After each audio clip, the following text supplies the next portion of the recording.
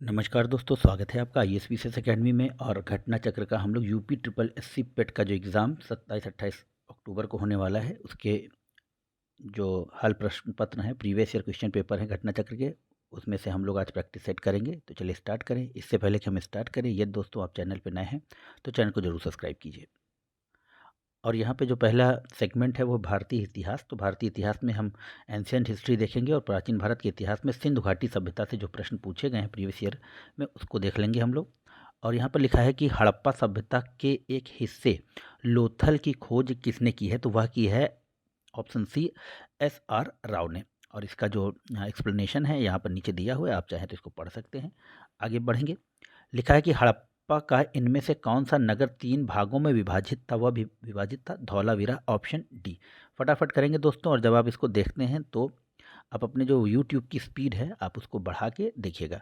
तो यहाँ पर 3 नंबर कह रहा है कि सिंधु घाटी सभ्यता के बारे में इनमें से कौन सा कथन सत्य है? तो ऑप्शन ए, सिंधु लोग कपास का उत्पादन करने वाले पहले थे। तो यह बहुत ही महत्वपूर्ण प्रश्न है। चलिए आगे बढ़ेंगे और हम देखेंगे कि 4 नंबर क्वेश्चन कह रहा है कि मोहनजोदड़ो शब्द का अर्थ क्या है? तो इसका है अर्थ mount of the dead, option b. Next देखेंगे। सिंधु सभ्यता में घोड़ों की अस्थियों के अवशेष कहाँ से मिले हैं? तो वह मिले हैं सुरकोटदा से, ऑप्शन डी। चलिए इसका एक्सप्लेनेशन पढ़ लेंगे। तो लिखा है कि सिंधु सभ्यता में घोड़े की अस्थियों के अवशेष सुरकोटदा गुजरात में स्थित पुरातात्विक स्थल से मिले हैं। और राना गुंडई से घोड़े के दांत तथा लोथल एवं मोहनजोदड़ो से घोड़े की मृण मूर्तियाँ मिली हैं। तो ये भी फैक्ट्स जो हैं आप चाहे तो कहीं एक रजिस्टर में लिख लीजिए, अदरवाइज इसको याद कर लीजिएगा। तो चलिए हम अब आगे से एक्सप्लेनेशन भी पढ़ के आगे बढ़ेंगे। चलिए, जिससे कि रिवीजन भी होता रहेगा। वैदिक संस्कृति से क्वेश्चन है। तो निम्न लिखा है कि पहला क्वेश्चन कि निम्न में से कौन सा उपवेद नहीं है? तो यहाँ पर है योग वेद जो है, ऑप्शन डी, वह उपवेद नहीं है। और आगे देखेंगे। लिखा है कि एक्सप्लेनेशन में कि उपवेद मुख्यतः 4 हैं, आयुर्वेद, गंधर्व वेद, शिल्प वेद और स्थापत्य वेद। और शास्त्र शास्त्रास्त्र वेद या धनुर्वेद आयुर्वेदिक चिकित्सा से, गंधर्व वेद नृत्य संगीत से, और शिल्प वेद भवन निर्माण से, तथा शस्त्र शास्त्र देव वेद युद्ध की शैलियों से संबंधित हैं। चलिए नेक्स्ट देखेंगे। लिखा है कि वैदिक देवता इंद्र किसके देवता थे? तो वह थे आपके वर्षा एवं चक्रवात के। इसका एक्सप्लेनेशन देखेंगे। तो लिखा है कि ऋग्वेद में सबसे प्रतापी देवता इंद्र हैं। इन्हें पुरंदर अर्थात किले को तोड़ने वाला कहा गया है। इंद्र आर्यों के युद्ध नेता के रूप में चित्रित हैं, जिसने असुरों से लड़ने में आर्य सैनिकों का नेतृत्व किया और उन्हें विजयी दिलाई। ऋग्वेद में इंद्र पर 250 सूक्त हैं। वह बादल के देवता माने गए हैं जो वर्षा करते हैं। तो ये भी पूछा जा सकता है कि इंद्र पर कितने सूक्त ऋग्वेद में हैं? तो वह हैं आपके 250। तो इस तरह क्वेश्चन एग्जामिनर बना सकता है। आगे लिखा है कि पंचगव्य में निम्नलिखित में से क्या सम्मिलित नहीं किया जाता? तो वह है तुलसी। इसका एक्सप्लेनेशन देखेंगे। लिखा है कि दूध, गाय के दूध, दही, घी, मूत्र और गोबर से निर्मित पदार्थ पंचगव्य कहलाता है। आयुर्वेद में इसे औषधि की मान्यता प्राप्त है। तुलसी पंचगव्य का हिस्सा नहीं है। नेक्स्ट देखेंगे। लिखा है कि महाजनी प्रथा का सर्वप्रथम उल्लेख निम्नलिखित में से किस प्राचीन ग्रंथ में हुआ था? वह शतपथ ब्राह्मण, ऑप्शन सी। इसके एक्सप्लेनेशन में जाएंगे। लिखा है कि महाजनी प्रथा का सर्वप्रथम उल्लेख शतपथ ब्राह्मण ग्रंथ में हुआ। इसमें सूदखोर को कुसीदिन कहा गया। देखिए ये इंपॉर्टेंट हो जाता है कि सूदखोर को शतपथ ब्राह्मण में क्या कहा गया? तो वो है आपका कुसीदिन। नेक्स्ट देखेंगे। 5 नंबर में कह रहा है कि शतपथ ब्राह्मण और तैतरीय ब्राह्मण के मूल पाठ। तो यहाँ पर फिल इन द ब्लैंक्स करना है। तो ब्राह्मण ऑप्शन बी हो जाएगा। आयुर्वेद के ब्राह्मण मूल पाठ है। तो इसका जो एक्सप्लेनेशन है, लिखा है कि शतपथ ब्राह्मण और तैतरीय ब्राह्मण यजुर्वेद के ब्राह्मण का मूल पाठ है। शुक्ल यजुर्वेद के रचयिता वाजसेन यज्ञवालक माने जाते हैं। चलिए नेक्स्ट देखेंगे। वेदों के गद्य प्रकरण क्या कहलाते हैं? तो वह कहलाते हैं आपका ब्राह्मण। इससे पहले आप समझ पा रहे होंगे कि ब्राह्मण किसको कहते हैं? तो वेदों के गद्य संकलन को। चलिए एक्सप्लेनेशन में लिखा है कि वेदों के गद्य प्रकरण ब्राह्मण कहलाते हैं। ऋग्वेद के ब्राह्मण ग्रंथ ऐतरेय और कौशिकी यजुर्वेद के शतपथ और तैत्तिरीय और सामवेद के पंचविश और अथर्ववेद का गोपथ है। बहुत ही महत्वपूर्ण और इम्पोर्टेंट है ये। चलिए 7 नंबर देखेंगे। लिखा है कि प्राचीन वेद कौन सा है, तो वह है आपका ऋग्वेद। आगे बढ़ेंगे, इसके एक्सप्लेनेशन में जाएंगे। और एक्सप्लेनेशन कह रहा है कि प्राचीन वेद ऋग्वेद है। अन्य 3 वेद यजुर्वेद, सामवेद व अथर्ववेद है। ऋग्वेद में यज्ञ के में देवताओं का आह्वान करने के लिए मंत्र है। यह सनातन धर्म का आरंभिक स्रोत है। इसके सूक्तों की संख्या 1028 है तथा मंत्रों की संख्या 10,522 है, जिसमें देवताओं की स्तुति की गई है। इसमें 10 मंडल हैं, जिसमें दूसरा और 9वां मंडल सबसे बाद में जोड़ा गया है। चलिए नेक्स्ट देखेंगे। 8 में लिखा है कि ऋग्वेद में निहित गायत्री मंत्र किस देवता को समर्पित है, तो वह है आपका सावित्री। और ऋग्वेद में निहित गायत्री मंत्र सावित्री देवता या सूर्य देवता को समर्पित है। ऋग्वेद के 3रे मंडल में गायत्री मंत्र का वर्णन है, जिसे विश्वामित्र द्वारा रचित माना जाता है। तो कहाँ पर है? 3रे मंडल में गायत्री मंत्र का उल्लेख किया गया है और यह सावित्री या सूर्य के देवता को समर्पित है। चलिए नेक्स्ट देखेंगे। रामायण में मांडवी किसकी पत्नी थी, तो वह थी आपके भरत की। ऑप्शन बी, रामायण में मांडवी भरत की पत्नी थी, जबकि सीता भगवान राम की, उर्मिला लक्ष्मण की तथा सुतकीर्ति शत्रुघ्न की पत्नी थी। नेक्स्ट देखेंगे। लिखा है कि महाभारत में वर्णित कुरुक्षेत्र की लड़ाई कितने दिन तक लड़ी गई? वेरी इंपॉर्टेंट, और ये है 18 दिन तक। Option B. एक्सप्लेनेशन में जाएंगे। और लिखा है कि महाभारत में वर्णित कुरुक्षेत्र का युद्ध कौरवों और पांडवों के मध्य हस्तिनापुर साम्राज्य के सिंहासन की प्राप्ति के लिए लड़ा गया था। यह युद्ध 18 दिन तक लड़ा गया। चलिए नेक्स्ट देखेंगे। बौद्ध धर्म और गौतम बुद्ध के जीवन और उनकी शिक्षाओं के बारे में। यहाँ पे लिखा है कि निम्नलिखित में से कौन सा बौद्ध पवित्र स्थल निरंजना नदी के तट पर है, तो वह है आपका ऑप्शन बी। माफ कीजिएगा, ऑप्शन ए बोध गया। और इसका एक्सप्लेनेशन देखेंगे। एक्सप्लेनेशन कह रहा है कि प्रसिद्ध बौद्ध स्थल गया निरंजना नदी के किनारे स्थित है। बोध गया में ही गौतम बुद्ध को ज्ञान की प्राप्ति हुई और इसके पश्चात वह बुद्ध के नाम से प्रसिद्ध हुए। तभी से यह स्थल बौद्ध धर्म के अनुयायियों के लिए अत्यंत महत्वपूर्ण है। वर्ष 2002 में यूनेस्को द्वारा इस शहर को विश्व विरासत स्थल घोषित किया गया। और यूनेस्को का जो मुख्यालय है वो आपको कमेंट सेक्शन में बताना है कि कहाँ पे है। चलिए ऑप्शन बी देखेंगे, माफ़ कीजिएगा 2 देखेंगे। क्वेश्चन नंबर, बोध गया एक महत्वपूर्ण बौद्ध तीर्थ क्यों है? तो यहाँ पर क्योंकि गौतम बुद्ध ने यहाँ ज्ञान प्राप्त किया था। आपने इसकी व्याख्या को पढ़ लिया है। 3 नंबर में देखेंगे। ज्ञान प्राप्त करने के बाद गौतम को किस रूप में जाना गया, तो वह आपका बुद्ध के रूप में। नेक्स्ट देखेंगे। लिखा है कि किस स्मारक से गौतम बुद्ध ने दुनिया के लिए बौद्ध धर्म के अपने दिव्य ज्ञान का प्रचार किया, तो वह किया था आपका, यहाँ पर स्टार लगा है यानी कि कुछ गड़बड़ है, तो इसका एक्सप्लेनेशन देखेंगे। लिखा है कि गौतम बुद्ध को बोध गया यानी कि वर्तमान में महाबोधि मंदिर समूह में ज्ञान प्राप्त हुआ। नोट, इस ज्ञान का प्रवर्तन प्रचार का आरंभ धर्मचक्र प्रवर्तन है। उन्होंने ऋषिपत्तनम सारनाथ वाराणसी से किया था। विकल्प में सारनाथ न होने के कारण महाबोधि को उत्तर के रूप में चयन किया जा सकता है, तो आप बी के साथ जाएंगे यदि सारनाथ, क्योंकि वहीं पे इन्होंने अपना सारनाथ में ही पहला उपदेश दिया था। चलिए 5 नंबर देखेंगे। बुद्ध को परिनिर्वाण कहाँ प्राप्त हुआ, तो वह हुआ आपका ऑप्शन बी, कुशीनगर में। इसका एक्सप्लेनेशन लिखा है कि महात्मा बुद्ध को मल्ल गणराज्य की राजधानी कुशीनारा या कुशीनगर में 483 ईसा पूर्व में निर्वाण प्राप्त हुआ। बौद्ध ग्रंथों में इसे महापरिनिर्वाण कहा जाता है। बोध गया उरुवेला में महात्मा बुद्ध की ज्ञान की प्राप्ति हुई। ऋषिपत्तनम सारनाथ में उन्होंने प्रथम उपदेश दिया, जिसे धर्मचक्र परिवर्तन की संज्ञा दी गई। चलिए नेक्स्ट देखेंगे।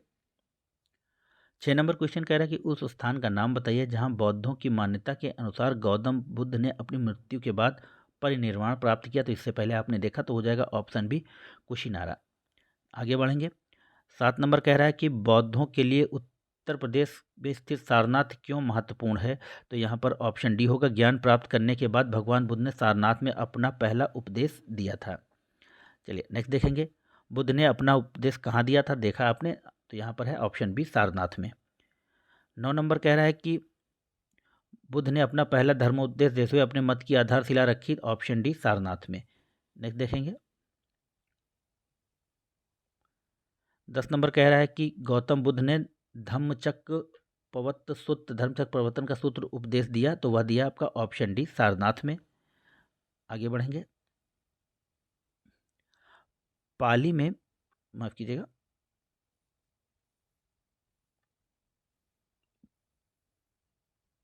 पाली में बौद्ध ग्रंथों को आमतौर पर त्रिपिटक यानी थ्री फोल्ड बास्केट कहा जाता है। इनमें से कौन सा त्रिपिटकों में नहीं है? तो आपका हो जाए उपासका पिटक, ऑप्शन सी अभिधम्म, सूक्त और विनय, ये बौद्ध धर्म के त्रिपिटक हैं। तो यहाँ पर एक्सप्लेनेशन लिखा है कि पाली में बौद्ध ग्रंथों को आमतौर पर त्रिपिटक या थ्रीफोल्ड बास्केट कहा जाता है, जिसमें शामिल है शुद्ध पिटक, विनय पिटक तथा अभिधम पिटक। त्रिपिटक बौद्ध धर्म के मुख्य ग्रंथ हैं, इनकी मुख्य भाषा पाली है। तो यह इंपॉर्टेंट है कि त्रिपिटकों की भाषा क्या है, तो वह है आपकी पाली। यहाँ पे लिखा है कि नागा अर्जुन कौन थे? तो यह थे आपके एक बौद्ध दार्शनिक, ऑप्शन बी। चलिए हम लोग एक्सप्लेनेशन में देखेंगे। नागार्जुन एक बौद्ध दार्शनिक थे। वे कुषाण शासक कनिष्क के समकालीन थे। उन्होंने प्रज्ञा परमिता सूत्र की रचना की, बहुत ही इम्पोर्टेंट, प्रज्ञा परमिता सूत्र की रचना की, जिसमें शून्यवाद यानी सापेक्षवाद का प्रतिपादन किया। वे मध्यमार्गी दर्शन के प्रमुख आचार्य थे। तो देखिए कई चीज़ें इनके बारे में जानने को मिली। तो नागार्जुन क्या थे? शून्यवाद के प्रवर्तक के, और वो मध्य मार्ग के भी प्रवर्तक थे। और बौद्ध धर्म हमें मध्य मार्ग पर ले जाने के लिए कहता, ना बहुत एक्सट्रीम ना बहुत ही नीचे, बल्कि ये बीच का रास्ता चुनने के लिए कहते हैं। चलिए 13 नंबर कह रहा है कि भारत में स्थित किस शहर को विश्व का सबसे पुराना शहर माना जाता है? तो वह है आपका वाराणसी, ऑप्शन बी। चलिए देख लेंगे हम लोग इसका एक्सप्लेनेशन। हिंदू पौराणिक कथा के अनुसार वाराणसी यानी कि काशी विश्व का प्राचीनतम शहर है। बुद्ध काल में वाराणसी में काशी राज्य की राजधानी थी। चलिए 14 नंबर देखेंगे। लिखा है कि राजा बिंबसार के दरबार में उस प्रसिद्ध चिकित्सक का क्या नाम है जो भगवान बुद्ध के निजी चिकित्सक थे? तो वह थे आपके जीवक, ऑप्शन सी। एक्सप्लेनेशन देखेंगे। जीवक प्राचीन भारत के प्रसिद्ध आयुर्वेदाचार्य थे। वे गौतम बुद्ध के निजी चिकित्सक तथा बिंबसार के चिकित्सक भी थे। बिंबसार मगध का राजा था तथा अजातशत्रु बिंबसार का पुत्र था। चलिए नेक्स्ट देखेंगे। अब आगे बढ़ेंगे और देखेंगे जैन धर्म, महावीर, जीवन एवं शिक्षाएं। पहले जैन तीर्थकार कौन थे? तो वह थे आपके ऑप्शन बी ऋषभ देव। यहाँ पे लिखा हुआ है कि माफ कीजिएगा, जैन परंपरा के अनुसार जैन धर्म में कुल 24 तीर्थंकर हुए। जैन धर्म के मूल संस्थापक या प्रवर्तक तीर्थकार ऋषभदेव या आदिनाथ माने जाते हैं। 23वें तीर्थकार परशुनाथ थे तथा महावीर स्वामी जैन धर्म के 24वें तीर्थकार थे, जिन्होंने 6ठी शताब्दी ईसा पूर्व के जैन आंदोलन का प्रवर्तन किया। चलिए नेक्स्ट क्वेश्चन लिखा है कि जैन धर्म के यानी कि जो 24वें तीर्थकार में से अंतिम तीर्थकार थे, तो वह थे आपके option C Mahavir Swami. 3 number में कह रहा है कि जैन धर्म में 3 रत्न दिए जाते हैं, उन्हें निर्वाण का मार्ग कहा जाता है। वे क्या हैं? तो वो हैं आपके सही विश्वास, सही ज्ञान और सही आचरण। नेक्स्ट देखेंगे जिसको सम्यक ज्ञान, माफ कीजिएगा, सम्यक दर्शन, सम्यक ज्ञान और सम्यक आचरण कहा जाता है। चलिए लिखा है कि जैन धर्म में केवल की प्राप्ति जीवन का अंतिम लक्ष्य है। चलिए नेक्स्ट देखेंगे।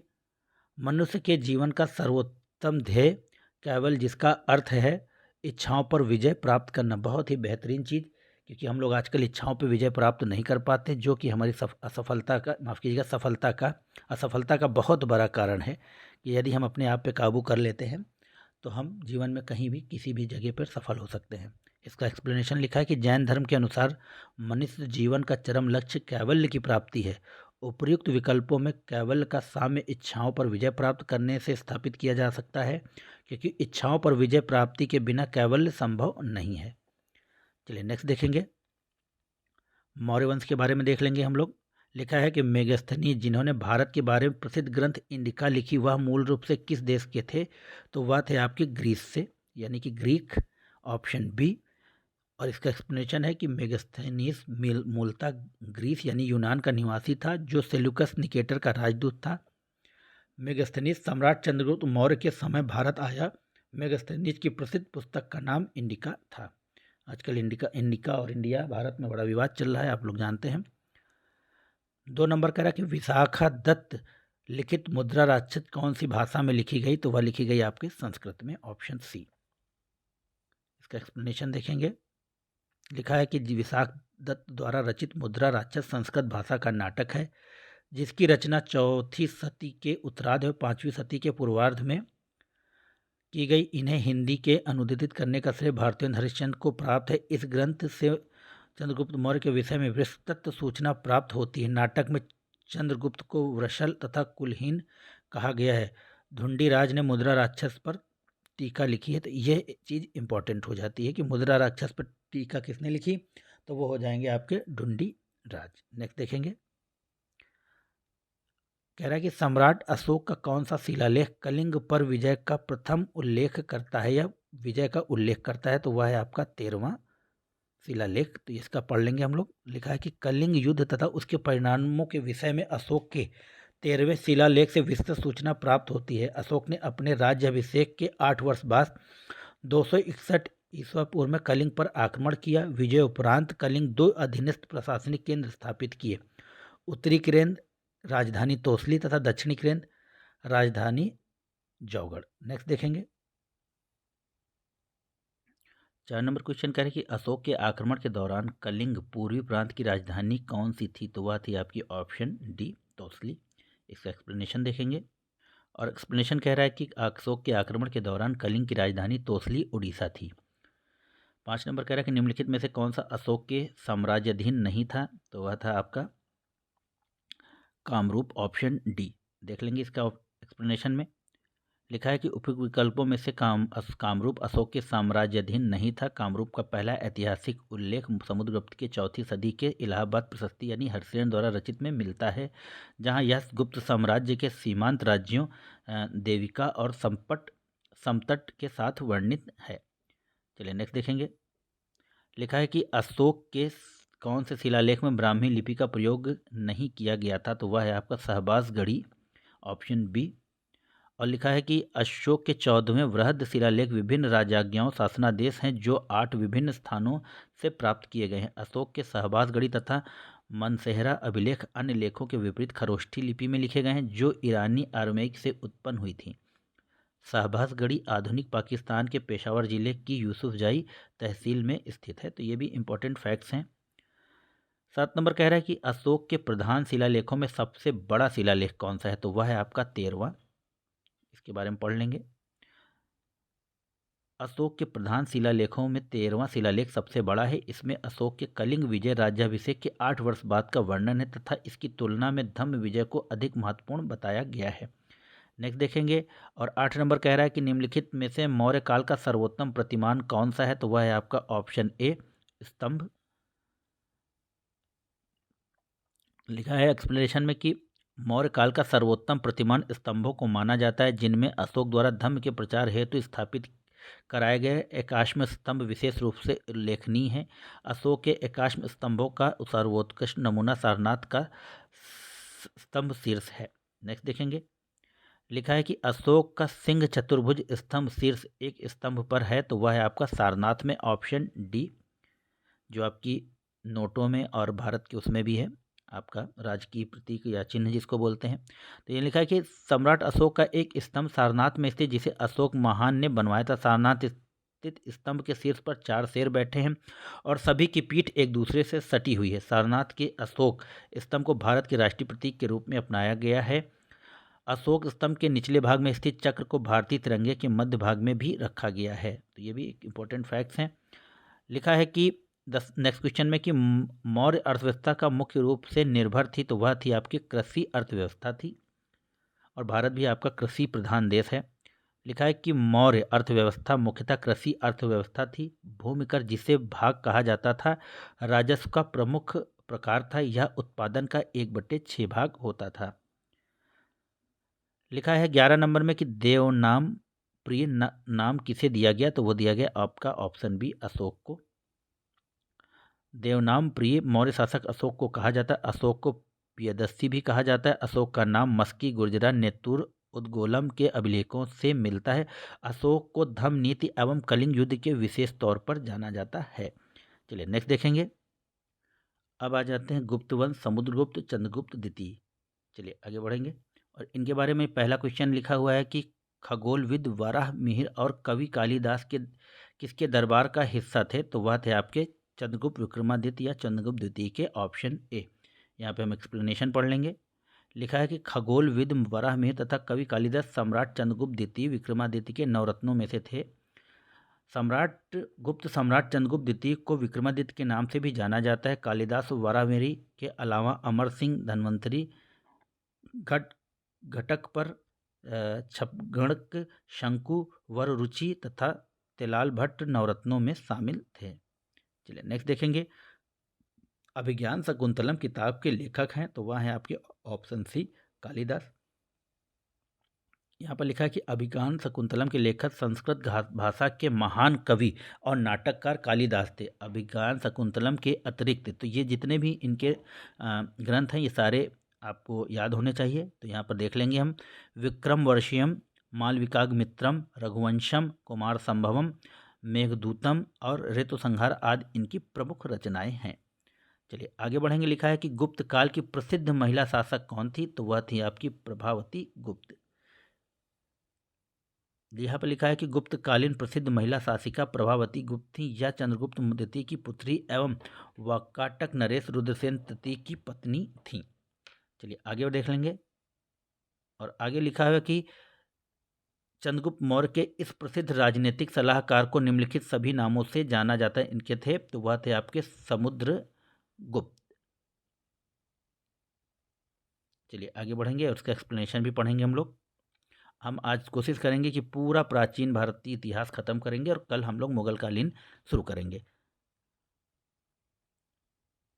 लिखा है कि कौटिल्य अथवा चाणक्य अथवा विष्णुगुप्त एक राजनीतिक चंद्रगुप्त मौर्य के मंत्री के रूप में प्रसिद्ध। इनका व्यक्तिवाचक नाम विष्णुगुप्त, स्थानीय नाम चाणक्य तथा गोत्र का नाम कौटिल्य था। इन्होंने चंद्रगुप्त मौर्य के साथ मिलकर मौर्य साम्राज्य की स्थापना की। देखिए ये चाणक्य के बारे में बात हो रही है और यहाँ ऑप्शन में आपका दिया हुआ है, देखिए समुद्रगुप्त। तो यहाँ पर हो जाएगा आपका ऑप्शन ए और यह आपका गलत है। चलिए नेक्स्ट देखेंगे। अब आ गए आपके हर्षवर्धन के बारे में। तो लिखा है कि कन्नौज से पूर्व हर्षवर्धन कहाँ का शासक था, तो वह था थानेश्वर का, ऑप्शन डी।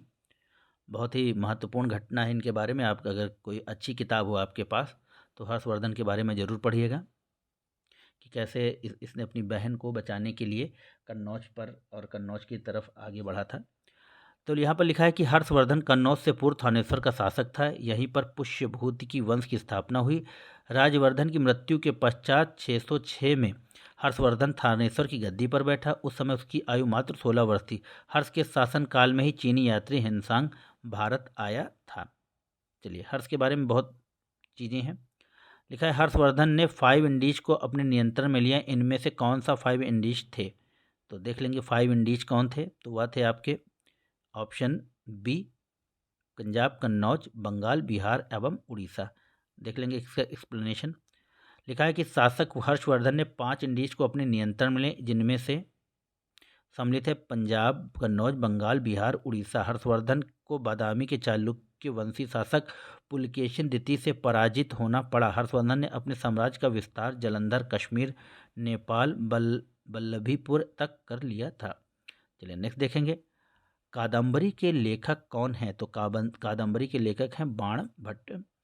लिखा है कि कादम्बरी संस्कृत साहित्य का एक महत्वपूर्ण उपन्यास है जिसकी रचना संस्कृत कवि और गद्य लेखक बाणभट्ट ने की थी। बाणभट्ट सम्राट हर्ष के दरबारी कवि थे। उनकी एक महत्वपूर्ण रचना हर्षचरित भी है, जिसे हर्ष के समय की विस्तृत सूचना प्राप्त होती है। नेक्स्ट देखेंगे। राजपूत काल में जाएंगे अब हम लोग। लिखा है कौन सा साहित्य संगम साहित्य के रूप में प्रसिद्ध है, तो वह है आपका तमिल साहित्य, ऑप्शन ए। लिखा है कि प्राचीन तमिल साहित्य को संगम साहित्य कहा जाता है। संगम तमिल कवियों विद्वानों की एक सभा या परिषद थी जिसका आयोजन पांड्य राजाओं द्वारा कराया जाता था। कुल 3 संगमों का आयोजन किया गया था। चलिए नेक्स्ट देखेंगे।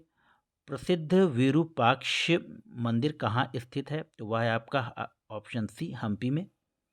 और लिखा है कि प्रसिद्ध विरूपाक्ष मंदिर कर्नाटक के हम्पी में अवस्थित है। भगवान शिव को यह मंदिर समर्पित है। यह मंदिर तुंगभद्रा नदी के दक्षिणी किनारे पर स्थित है। हम्पी विजयनगर साम्राज्य की राजधानी थी। चलिए नेक्स्ट देखेंगे। लिखा है कि सिंचाई के लिए 16 मील लंबी चोल झील का निर्माण इनमें से किस चोल शासक ने कराया था? तो वह थे ऑप्शन ए राजेंद्र प्रथम ने। लिखा है कि राजेंद्र प्रथम ने अपने गंगा घाटी के अभियान की सफलता के उपलक्ष्य में गंगैकोंड की उपाधि धारण की तथा गंगैकोंड चोलपुरम नामक नई राजधानी की स्थापना की। नई राजधानी के समीप ही उसने चोलगंगम नामक झील का भी निर्माण करवाया। चलिए नेक्स्ट देखेंगे। लिखा है कि चोल अभिलेखों के अनुसार जैन सभाओं को दान में दी जाने वाली भूमि को क्या कहा जाता है? तो वह कहा जाता है पल्ली छनंदम, ऑप्शन सी। एक्सप्लेनेशन देखेंगे। चोल अभिलेखों के अनुसार जैन सभाओं को दान में दी जाने वाली भूमि पल्ली छनंदम यानी पल्ली चंदय कहा जाता था। गैर ब्राह्मणों को दी जाने वाली भूमि वेल्लान वगई कहा जाता था। स्कूल विद्यालयों को व्यवस्था के लिए दान में दी गई भूमि शाला भोग कहा जाता था। ब्राह्मणों को दान में दी गई भूमि को ब्रह्मदेह कहा जाता था। ये पूरा ही आपका इम्पोर्टेंट है। चलिए नेक्स्ट देखेंगे। पाल वंश का पहला शासक कौन था? तो आप जानते हैं गोपाल ही हैं वो, और इन्होंने ही पाल वंश की स्थापना की थी। पढ़ लेंगे इनका एक्सप्लेनेशन। पाल वंश का संस्थापक गोपाल था। गोपाल ने लगभग 750 से 770 ईस्वी तक शासन किया। वह बौद्ध मतानुयायी तथा नालंदा में उसने एक विहार का निर्माण करवाया था। 6 नंबर लिखा है कि पाल साम्राज्य भारत के किस हिस्से से संबंधित है? वो तो वह है पूर्वी, ऑप्शन बी। एक्सप्लेनेशन में लिखा है कि पाल साम्राज्य भारत के पूर्वी हिस्से बंगाल विहार से संबंधित है। पाल वंश की स्थापना गोपाल ने की थी। इस वंश का सबसे प्रतापी शासक धर्मपाल था, जिसने नालंदा विश्वविद्यालय और विक्रमशिला विश्वविद्यालय की स्थापना की। कितना महत्वपूर्ण कार्य किया इसने। चलिए नेक्स्ट देखेंगे। लिखा है कि 12वीं शताब्दी ईस्वी के आरंभ में दिल्ली पर किसने शासन किया था? तो वह था आपका ए तोमर वंश ने। और इसका एक्सप्लेनेशन में जाएंगे।